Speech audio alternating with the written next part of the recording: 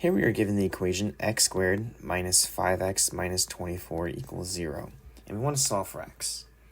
So we can go ahead and solve for x using the quadratic formula or by factoring.